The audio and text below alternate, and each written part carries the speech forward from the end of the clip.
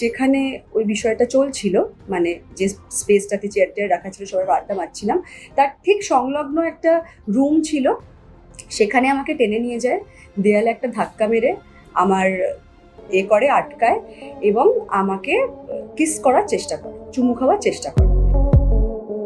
সম্প্রতি এক সাংবাদিক বৈঠকে অভিনেত্রী অঙ্কিত চক্রবর্তী নিজের অভিজ্ঞতার কথা প্রকাশ করেছেন। তার বক্তব্য প্রকাশ্যে আসতে টলিউড মহলে শুরু হয়েছে নতুন বিতর্ক।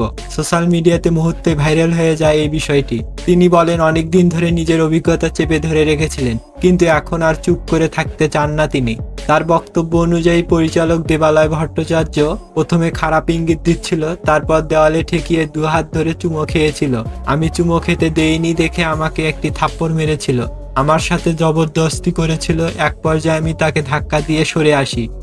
এটাকে কি বলে, শোল্ডার দুটোকে করে আটকায় এবং আমাকে কিস করার চেষ্টা করে, চুমু খাওয়ার চেষ্টা করে। উইদিন 5-6 সেকেন্ড আমি বিষয়টা বুঝতে পারি এবং আমি ধাক্কা দিই এবং আমি বেরিয়ে যাই। আর এই বিষয়টি নিয়ে নেটিজেনদের মধ্যে চলছে সমালোচনার ঝড়।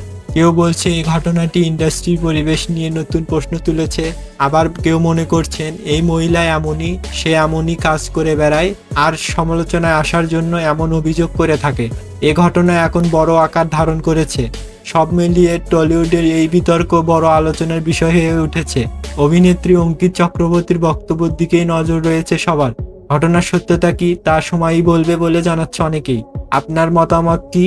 এই ধরনের ঘটনা কিভাবে এগোনো উচিত বলে আপনি মনে করেন? কমেন্টে অবশ্যই জানান। ভিডিওটি ভালো লাগলে লাইক দিন, চ্যানেলে নতুন হলে সাবস্ক্রাইব করতে ভুলবেন না। আজকের মতো এখানেই শেষ করছি। সবাই ভালো থাকুন, সুস্থ থাকুন, আবার দেখা হবে নতুন ভিডিওতে।